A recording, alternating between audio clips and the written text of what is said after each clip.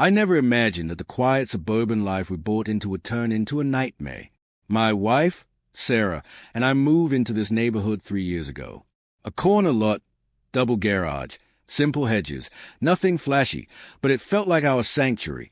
Sarah always dreamed of a garden she could tend in peace, a place to sit with a cup of tea and enjoy the calm. We chose this street for its serenity. People waved, said hello, and then went about their business. I'm not one to boast about my past, but I spent 10 years in the infantry. I left the military carrying scars, medals, and enough stories to fill a book, but I never wanted that world to follow me home. Peace was my goal, and Sarah deserved it too. The HOA started off mildly, sending newsletters and friendly reminders about lawn heights and trash collection. But then the new HOA president, a man named Carl Hughes, got elected. Suddenly, it was rules nobody had heard of, surprise inspections, and worst of all, enforcers. These weren't security professionals. They were 3 guys in matching polo shirts, strutting around like they were elite soldiers. I saw them peeking over fences, photographing garbage cans, even rifling through mailboxes. We tried to ignore it. We kept our heads down. Until that morning. I was in the home office on a Zoom call when I heard shouting outside. I stepped onto the porch and froze. Sarah was in the driveway, backed against a car, surrounded by 3 thugs. One waved a clipboard, another had a printed HOA violation notice, and the third was inching way too close. Something about flower pots being a safety hazard.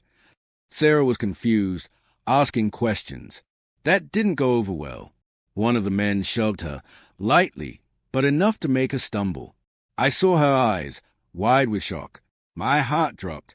I let my laptop close, walked down the steps like I had walked through a battlefield before, calm, measured, every step deliberate. "Say, step back." One of them backed, trying to assert authority. "You made a big mistake," I said quietly. "Wrong house, wrong wife, wrong veteran." I didn't raise my voice. I didn't need to. Calmly, I approached them. "Step away from her," I said. The clipboard guy smirked, trying to look intimidating. "This is official HOA enforcement," he said. Before he could finish, I grabbed his wrist and gently twisted it just enough to make him drop the clipboard. The second man stepped forward, chest out, acting like a hero. That was his first and last move. One controlled elbow later, and he crumpled to the pavement like a discarded mannequin. The third man swung at me from behind. I pivoted, drove a knee into his ribs, and he collapsed, gasping. These weren't trained fighters. They were weekend warriors playing authority. 2 of them groaned on the ground. The third, still standing, fumbled for his phone. "I'm calling the police," he stammered. "Good," I said. "I've been waiting for this." See, I had already documented the harassment. Multiple neighbors, mostly women, had complained to me about intimidation, trespassing, and false fines.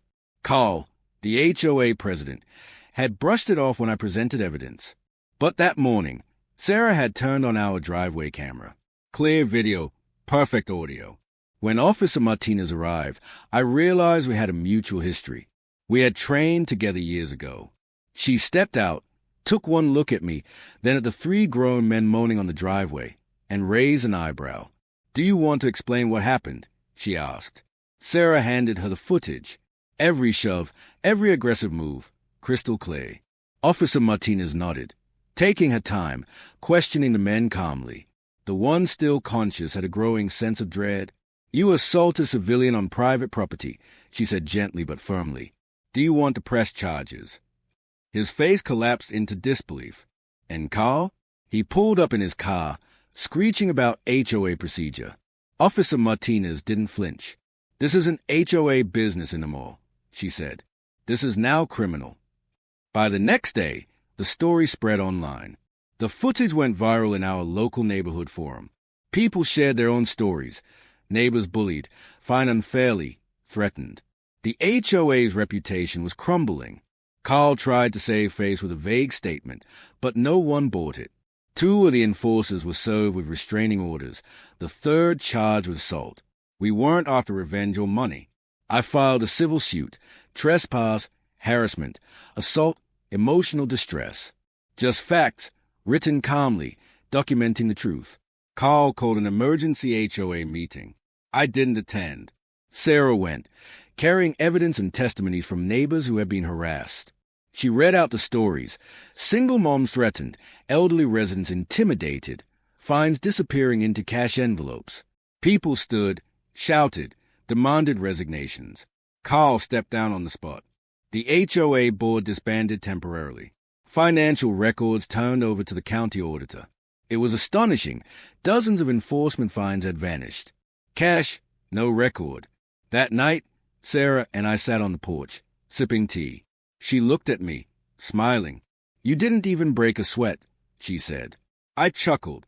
"Some things never leave you," I said. "I mow lawns now, but I still know how to protect what's mine." A few days later, the guy who had swung at me showed up, limping, holding a handwritten apology. I accepted it silently. Sarah burned it in the fire pit. Standing up for what's right doesn't always come from shouting or posturing. Sometimes it's calm, decisive action. And sometimes that's the only way to teach bullies that crossing the line has consequences. If you've ever faced relentless HOA harassment, or anyone trying to bully someone in their own home, speak up. Share your story, because silence only empowers the wrong people. I hope you like MY's story. For more interesting stories, please don't forget to subscribe, like, and share.